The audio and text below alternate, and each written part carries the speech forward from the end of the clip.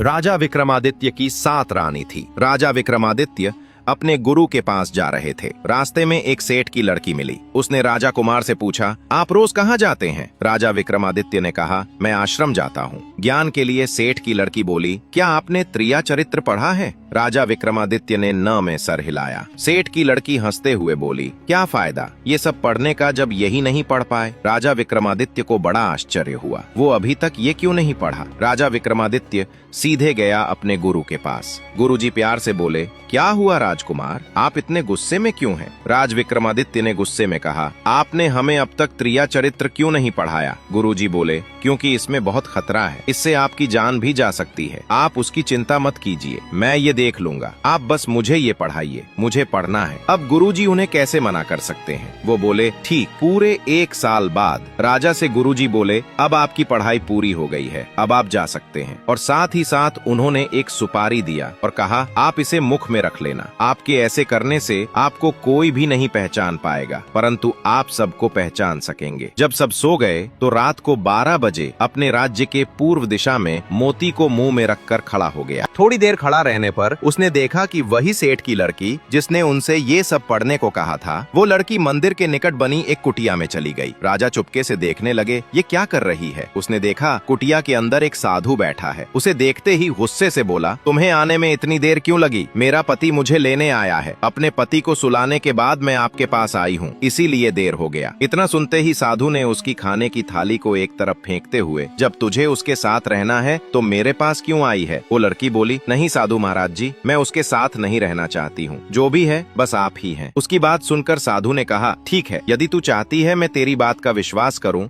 तो ले ये चाकू, जा अपने पति का सर काट के ला। लड़की बिना कुछ सोचे उस चाकू को लेकर घर आई और सोते हुए पति का लगा काट के मार दिया। फिर उसका सर लेकर साधु के पास आ गई। साधु ने जैसे ही देखा वो उसे धक्के मारकर अपनी कुटिया से निकाल दिया और बोला, जो औरत 7 फेरे लेने के बाद अपने पति की नहीं हुई वो मेरी क्या होगी? अपना चेहरा कभी मत दिखाना, अब मरता क्या ना करता। वो अपने पति का सर लेकर वापस आई और उसके धड़ से सर को जोड़ के रख दिया। सुबह उठकर जोर जोर से रोने, पता नहीं कौन मेरे पति को मार गया, पता नहीं कौन मेरे पति को मार डाला। जब लोग उसके पति को ले जाने लगे तो वो कहने लगी कि मैं इनके साथ सती हो जाएंगी, क्योंकि इनके अलावा अब मेरे जीवन का कोई अस्तित्व नहीं रह गया है। ये सुनते ही राजा को हंसी आ गई। रात को फिर राजा उसी चौराहे पर खड़ा हो गया तो उसने देखा कि उसकी 7 पत्नियां अपने हाथ में खाने से भरी थाली लेकर उसी कुटिया की तरफ जा रही है। राजा विक्रमादित्य को रानियां पहचान नहीं पाईं और उसे चौराहे पर खड़ा देख बोली, ये लड़का इधर आ थोड़ा, ये थालियां उस कुटिया तक पहुंचा दे। राजा विक्रमादित्य ने बिना कुछ कहे जैसा उन्होंने कहा वैसे ही किया। वो उसी साधु के पास गईं और साधु से कहा, इसने मेरी मदद की है, इसीलिए इसको आज रात यहीं रहने की व्यवस्था कर दीजिए। साधु ने अपने एक चेले को इशारा किया और वो राजा को लेकर एक कमरे गया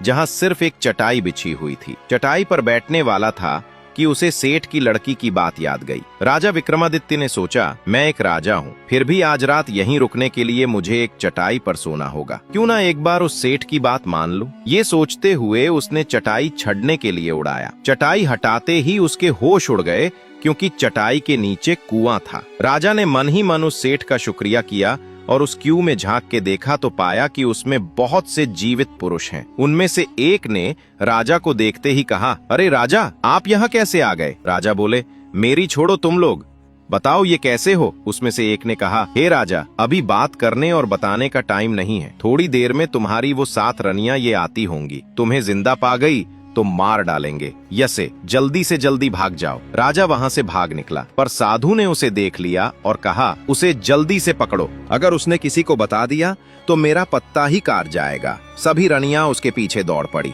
लेकिन वो रहा राजा कैसे पकड़ में आता। पर ये रनियां भी हार नहीं मान रही थी। तभी रास्ते में एक नदी पड़ा। क्योंकि राजा तैरना जानता था, इसलिए जल्दी से नदी में छलांग लगा दी। नदी गहरा था, ऊपर से रानियों को तैरना नहीं आता था, इसलिए वो इस पार ही रह गई। राजा जब नदी पार कर उस पार गया तो जोर से हंसा, जिससे राजा के सोने के दांत दिख गया। वो सभी समझ गईं, ये उनका पति है, इसलिए वो भागी साधु के पास आईं और बोली, हे साधु महाराज, वो हमारे पति थे, अब हम क्या करें, क्योंकि उन्होंने तो हमारा सारा राज जान लिया है। साधु बोला, परेशान मत हो, मेरे पास एक उपाय है जिससे सांप भी मर जाएगा और लाठी भी नहीं टूटेगी। वो बोली, क्या? तो शादी? बोला, देखो वो एक राजा है, अगर तुम लोग उसे ऐसे मार दोगी तो सब तुम लोगों को भी मार देंगे, इसलिए घर जाओ, उसे मनाओ। और ये तो कील, जब वो मान जाए तो उसे एक कमरे में ले जाकर उसके कान में ये कील लगा देना, जिससे वो घोड़ा बन जाएगा। उसके बाद उसे मार देना। जब कोई राजा के बारे में पूछेगा तो बता देना कि वो पढ़ाई करने दूसरे राज्य में गए हैं। तभी वो जादुई कील लेकर घर आई। जब घर आई तो राजा बड़े गुस्से में इधर से उधर टहलते हुए उन सब का इंतजार कर रहा था। आई राजा बड़स पड़ा, क्या करने जाती हो तुम लोग? यहाँ क्या कमी है मेरे इस महल में? जो तुम लोग वहाँ जाती हो, उनमें से जो छोटी रानी थी, राजा उसे बहुत मानते थे। वो राजा से बोली, महाराज हमसे गलती हो गई, हमें माफ कर दे, हमारी मती उस साधु ने मार ली थी, अब आगे से हम ऐसी कोई गलती नहीं करेंगे। राजा उसकी बात को सच मान गया और खाना खा के उसके साथ कमरे में चला गया रहा। जब सो रहा था तो उस छोटी रानी ने राजा के कान में वो कील लगा दी। जैसे ही राजा के कान में वो कील लगी, राजा घोड़ा बन गया। फिर क्या था, सारी रानियां एक साथ उस पर टूट पड़ी। राजा अपने आप को घोड़ा के रूप में देख समझ गया कि ये सब रानियों की चाल थी। अब वो कुछ कर भी नहीं सकता है। वो पूरे कमरे में उधर से उधर भागता और रानियां उसे चारों तरफ से घेर के मार रही थी। तभी राजा को एक अपने कमरे की खिड़की दिखी जो खुली थी। राजा ने जोरदार छलांग लगाई और खिड़की से बाहर भाग गया। वो भागते हुए अपने गुरु के पास पहुंचा और बोला, अरे गुरुजी, मुझे बचा लीजिए, मेरे पीछे मेरी ही रानियां पड़ी हैं, वो मुझे जान से मार देंगी।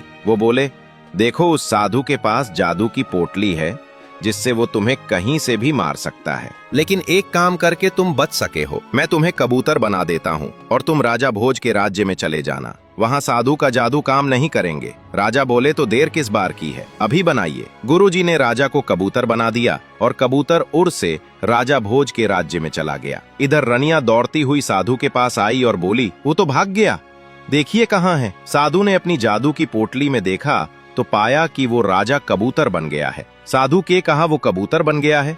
रनिया बोली, अब क्या करेंगे? साधु बोला, कोई नहीं, ऐसा करो कि पूरे राज्य में घोषणा करवा दो कि जो कोई कबूतर लेके आएगा उसे 5 अशरफी दी जाएगी। रनिया ने वैसे की किया। बहेरिया जंगल से कबूतर पकड़ के लाते और रानी उन्हें मारने लगी। इधर राजा एक गोंद के पेड़ पर रहने लगा। जिस पेड़ पर रहता था उस पहले से 15 कबूतर रहते थे। राजा जब वहां गया तो उन लोगों ने राजा को अपना राजा बना लिया। कुछ दिन बाद एक बहेरिया उस पेड़ के पास आया जिस पर राजा रहता था। उसने देखा कि इतने सारे कबूतर इस पेड़ पर रहते हैं। बहेरिया ने सोचा, अगर मैं सभी कबूतर को लेकर रानी के पास जाऊंगा तो मैं एक ही दिन में मालामाल हो जाऊंगा। लेकिन समस्या से थी तो उन कबूतरों को एक साथ पकड़ना मुश्किल था। इसलिए उसने एक योजना बनाई। जब सुबह के समय सभी कबूतर दाना की खोज में चले गए, तब बहेरिया ने उस पेड़ की डाली को थोड़े थोड़े जगह से काट दिया, जिससे गोंद पूरे पेड़ पर फैल गया। रात के समय जब सभी कबूतर आए और बैठे तो उस पेड़ में ही चिपक गए।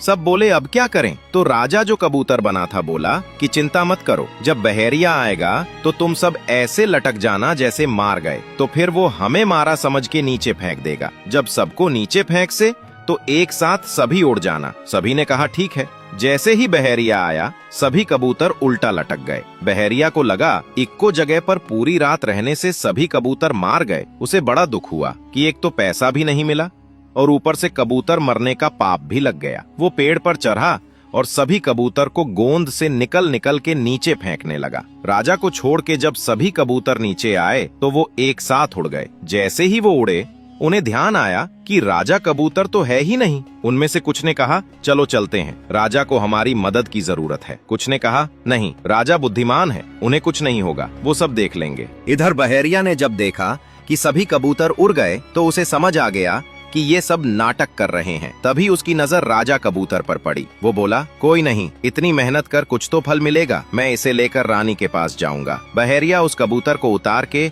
अपने पिंजरे में बंद कर दिया और रानी के पास जाने लगा। तब राजा ने कहा, अरे बहेरिया, तुम मुझे रानी के पास ले जाओगे तो तुम्हें क्या मिलेगा? बहेरिया खुश होते हुए बोला, 5 अशरफियां। कबूतर बोला, मैं तुम्हें 500 अशरफी दिलाऊंगा अगर तुम मेरा कहना मानोगे तब। बहेरिया बोला, क्या? कबूतर बोला, मुझे राजा भोज के बाजार में ले चलो बार। अगर कोई तुमसे बोले कि इस कबूतर का दाम क्या है तो बोलना कबूतर अपना दाम खुद बताएगा। बहेरिया मान गया और उसे सुगावाल राजा से बाजार में ले गया। राजा भोज के बाजार का ये नियम था कि जो भी व्यापारी अपना सामान बेचने आता वो दिन भर बेचता और शाम को जो बच जाता राजा खरीद लेता। शाम से समय बाजार के सभी वस्तुएं बिक गईं, केवल उस कबूतर को छोड़ के, क्योंकि कबूतर अपना दाम इतना महंगा बताता कि कोई उसे लेता ही नहीं। अंत में राजा के दरबारी राजा के पास आए। राजा ने उनसे बाजार का हल पूछा तो वो बोले, महाराज, आज बाजार में एक विचित्र कबूतर आया है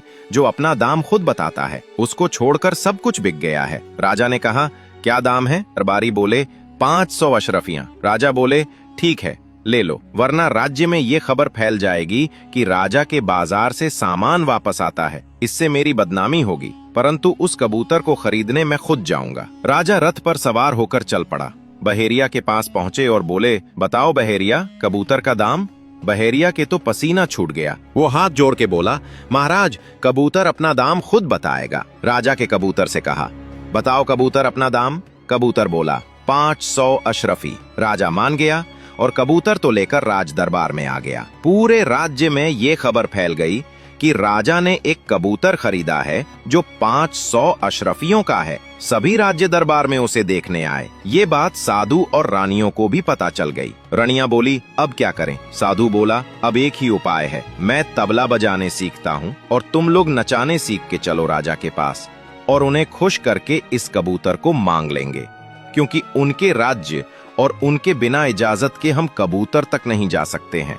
उन्होंने अपनी सहमति जताई और काम में लग गई। इधर जब रानी को पता चला कि दरबार में एक अद्भुत कबूतर आया है जो बोलता है, तो उन्होंने उसे राजमहल में देखने के लिए मांगा लिया। रानी कबूतर को देखकर खुश हो गई और कहा, अब से ये कबूतर राजमहल में रहेगा। वो उसे रखने लगी, उसे खिलाना पिलाना और उसका ध्यान रखने लगी। एक दिन राजा अपने दरबार में बैठा था, तभी उसके पास 3 लड़के आए और कहा, महाराज, हमरा फैसला कीजिए। उन्होंने कहा, क्या मामला है? पहले पूरी बात बताओ। उन्होंने कहा, हम तीनों भाई हैं। हमारे पिता की मृत्यु अभी हाल फिलहाल में हुई है। उन्होंने हमारी गैर मौजूदगी में अपनी विरासत बनाई है, जिसने उनके संपत्ति को केवल 2 हिस्सों में बटा गया है। इसमें किसी का नाम नहीं दिया गया है।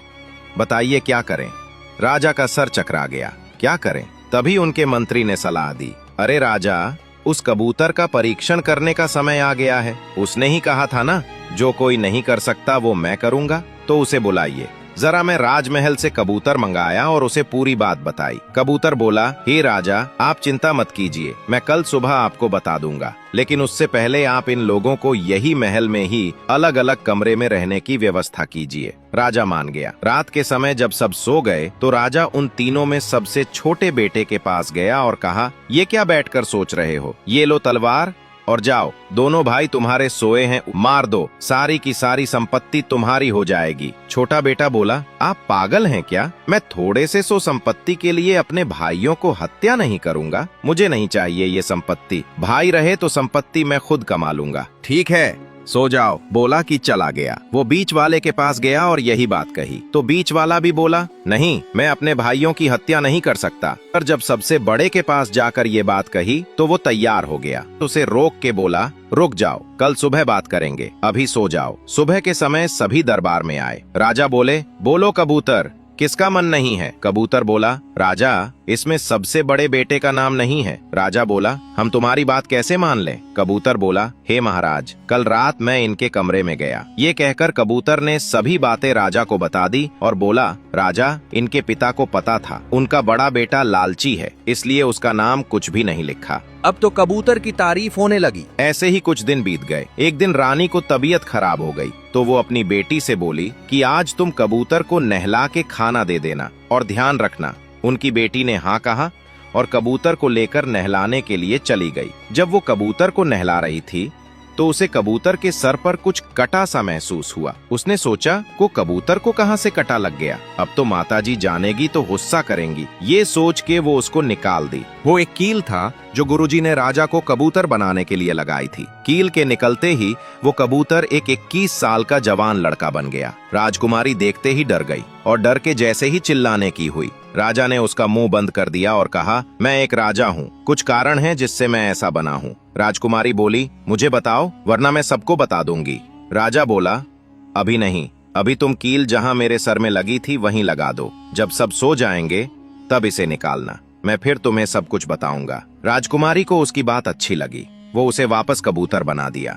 रात को जब सब सो गए तो राजकुमारी उसे फिर से लड़का बना दिया। राजा ने सब कुछ बता दिया, इसलिए वो उससे दोस्ती कर। अब हर रोज राजकुमारी और राजकुमार बात करने लगे। उनकी दोस्ती प्यार में बदल गई। एक दिन दरबार में एक पत्र आया। राजा ने मंत्री से पढ़ने के लिए बोला। मंत्री पढ़ने लगा। मेरे प्रिय दोस्त, मैं अपने 4 राजकुमारों को तुम्हारे पास भेजूंगा। मैंने चारों को उत्तम शिक्षा दिलाई है और अब मैं बूढ़ा हो चुका हूँ, इसलिए चाहता हूँ कि मेरे किसी एक पुत्र को अपने राज्य सिंहासन के लिए चुनो। तुम अपने बुद्धि परीक्षण करके जो इसका हकदार है उसे हमें बताओ। राजा ने हर तरीके से उन चारों राजकुमारी का परीक्षण किया। सभी एक से बढ़कर एक थे। जब राजा परेशान हो गए, कैसे कहे और क्या निर्णय ले। यहाँ तो सब अपने आप में ही बेहतरीन है, सब हर विषय में एक समान है। राजा ने फिर कबूतर को बुलाया और सारी बात बताई तो कबूतर बोला, राजा एक काम कीजिए, आज रात इन्हें एक साथ एक कमरे में रहने की व्यवस्था कीजिए। 2 दिन बाद मैं बताऊंगा। जब रात को चारों राजकुमार एक साथ खाना खा के सोने गए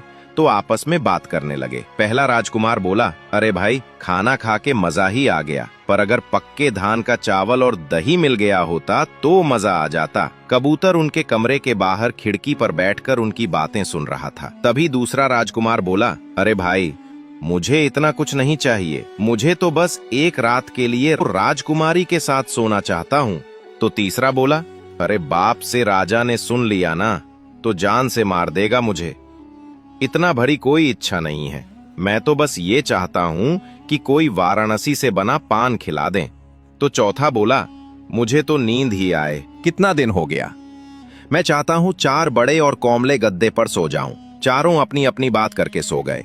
अगली सुबह कबूतर ने राजा से उनके इच्छा अनुसार सामग्री तैयार करने को कहा। रात को उनकी इच्छा अनुसार किया गया। सब बहुत खुश हुए। अगले रात को कबूतर उनके घर की खिड़की पर बैठकर उनकी बातें सुनने लगा। पहला राजकुमार बोला, क्या यार, राजा कैसा मुझे दही खिला दिया, दही में दूध था। तो दूसरे ने कहा, तुम्हें पता है रात को मैं ही किनारे सोकर गुजर दिया, क्योंकि राजा की लड़की से मुझे तेली के जैसा बदबू आ रहा था। वहीं तीसरा बोला, अरे यार, ये तो छोड़ो, मेरी तो इच्छा ही छोटी थी, पर राजा ने वो भी पूरी नहीं की। चौथा अपनी पीठ दिखाते हुए बोला, तुम सबको अपनी अपनी पड़ी है, ये देखो, मेरी पूरी पीठ ही छिल गई है, गद्दे के नीचे बाल था शायद। कबूतर ने राजा से सब बताया तो राजा ने दही जमने वाली को बुलाया और पूछा तो वो बोली, मुझे माफ कर दीजिए राजा जी, उस समय मैं अपने बच्चे को दूध पिला रही थी, मेरे स्तन से निकलकर एक दूध दही में गिर गया। फिर राजा रानी के पास गया और पूछा तो रानी बोली, अपने मंत्री जो जात के तेली है, उनकी पुत्री के साथ राजकुमारी की मित्रता है। फिर राजा ने पनिहारी को बुलाया। वो बोला, महाराज, इसमें मेरा कोई दोष नहीं है, मैं तो उसी दिन के पत्ते का पान बनाया था, इसमें पान का पत्ता लाने वाले का दोष है। राजा ने उसे बुलाया तो वो बोला, महाराज, पत्ता तो उसी दिन थोड़े थे, लेकिन सफर दूर होने के कारण अगले दिन पहुंचे हैं। उसके बाद राजा उस घर में गए जहां चौथा राजकुमार सोया था। उस पर बिछे गद्दे को बहुत बारीकी से देखा तो पाया कि सबसे नीचे वाले गद्दे में एक बाल लगा है। राजा ने कबूतर से कहा, तब क्या किया जाए? तो कबूतर ने कहा, चौथे को राजा घोषित कर दे। राजा बोले, क्यों और कैसे? तो कबूतर बोला, राजा जी, 1, 2, 3 में से पहले ने कहा, दूसरे ने सूंघ कर तीसरे में चबा के बताया गई, परंतु चौथे ने बिना देखे बता दिया है, इसीलिए इसे राजा बनना चाहिए। राजा कबूतर के निर्णय से खुश हो गया। इधर जब साधु और राजा की रानियां नाचना गाना सीख ली तो वो भी गई राजा भोज के दरबार में आए और कहा, महाराज, हम आपको अपनी कलाकारी प्रस्तुत करना चाहते हैं, हमें इजाजत दीजिए। राजा ने इजाजत दे दी। सभी रानियां और वो साधु नाच गान करने लगे। इधर कबूतर को जब पता चला तो वो समझ गया, इसलिए राजकुमारी को अपने पास बुलाया और बोला, राजकुमारी, आपके पिता के दरबार में जो आते हैं वो वही साधु और रानी हैं जो मुझे मरना चाहते हैं। वो अपनी कला से आपके पिता को प्रसन्न करके मुझे मांगेंगे। राजकुमारी बोली, नहीं, मैं बिल्कुल नहीं दूंगी। तब कबूतर बोला, आपको देना पड़ेगा, क्योंकि अगर आप पिता की बात का मान नहीं रखा गया तो जग हसाई होगी। राजकुमारी, परंतु तुम चिंता मत कर, जब तुमसे हमें मांगेंगे तो पहले माना कर देना, लेकिन जब गुस्से में मांगेंगे तो तुम भी गुस्सा में मेरा पिंजरा आंगन में फेंक देना, मैं अपनी जान बचा लूंगा। वही बात हुई भी। जब नाच गान से साधु और रानियों ने राजा को खुश किया तो राजा बोले, कहो क्या चाहिए? साधु बोला, महाराज, मुझे वो कबूतर चाहिए जो आपके राजमहल में रहता है। राजा बोले, अरे, ये कैसी छोटी सी चीज मांग रहे हो? कहो तो सोना चांदी ये तुम्हें तौल दूं। कबूतर तो बहुत ही कम पैसे का है। साधु बोला, नहीं महाराज, मुझे बस वही चाहिए। राजा बोले, ठीक है, अपने दरबारी को आदेश दिए कि जाओ राजमहल में से कबूतर ले आओ। दरबारी चला गया। जब वो महल पहुंचते और राजकुमारी से कबूतर मांगा तो उसने मना कर दिया। राजा अपनी लड़की के पास राजमहल में आए और उनके पीछे सभी रानियां और साधु। राजा ने राजकुमारी से पिंजरा मांगा तो पहले वो मना कर दी, पर राजा जब उस पर गुस्सा हुए तो वो भी गुस्से में उस पिंजरे को आंगन में फेंक दिया। उसके फेंकते ही कबूतर सरसों का दाना बन गया और पूरे आंगन में बिखर गया। तभी साधु कबूतर बनके उन दानों को चुगने लगा, लेकिन एक दाना पास को नाली में चला गया जिसमें राजा के प्राण थे। कबूतर बन साधु ने उसे भी चुगाने का सोच। जैसे ही उधर गए और चुगने के लिए झुका, कबूतर सरसों से बाज बन गया और वहीं कबूतर बन साधु का मार गिराए। ये सब देख रानियां भाग खड़ी हुई और राजा भोज के आश्चर्य की सीमा नहीं रही। यहां तक कि राजा बेहोश हो गया। उन्हें उनके कमरे में ले जाया गया और बाज वापस कबूतर बनकर पिंजरे में बैठ गया। जब राजा को होश आया तो उन्होंने राजकुमारी और कबूतर को कमरे में बुलाया और राजकुमारी से बोले कि सच सच बताओ ये सब क्या था। राजकुमारी बोली, पिताजी, इससे पहले मैं आपको बताऊं, आपको मैं कुछ दिखना चाहती हूं। राजा ने कहा, ठीक है, फिर दिखाओ ही। राजकुमारी ने कबूतर को पिंजरे से निकालकर उसके सर से कील निकाल दी। कील निकालते ही कबूतर राजा में परिवर्तन हो गया। अब तो राजा को और आश्चर्य हुआ। उन्होंने कबूतर से सारा माजरा पूछा तो राजा ने शुरू से अब तक जो कुछ हुआ वो बता दिया। राजा बोले, तो अब क्या करना चाहते हो? क्योंकि साधु तो मर गया और साधु के बिना रानियां तुम्हारा कुछ नहीं कर पाएंगी। तो बोला, महाराज, मैं जनता हूं, वो मेरा कुछ नहीं कर सकती, लेकिन अब मैं उनके साथ नहीं रहना चाहता और अब मैं आपकी पुत्री से प्रेम करता हूं और वो भी मुझसे। अगर आप इजाजत दे तो हम दोनों शादी कर लें और उसके बाद मैं इन्हें लेकर अपने राज्य लौट जाऊंगा। राजा कुछ बोलने को हुआ, उससे पहले राजकुमारी बोली, पिताजी, मैं भी इनसे बहुत प्रेम करती हूं। अगर इनके साथ नहीं हुई मेरी शादी तो मैं किसी के साथ नहीं करूंगी। राजा ने उनकी शादी कराकर विदा कर दिया। ये खबर सुनकर ही सातों रानियां रुपया पैसा गहना लेकर भागने लगी तो राजा ने अपने सैनिकों से पकड़वाया और उन्हें उसी कुएं में गिरा दिया। राजकुमारी ने उनसे कहा, धन्य है विद्या, धन्य ये नारी, पति मारने को बनी। लचरी जिस कुएं में सबको मारा, इनको भी उसी की बलिहारी।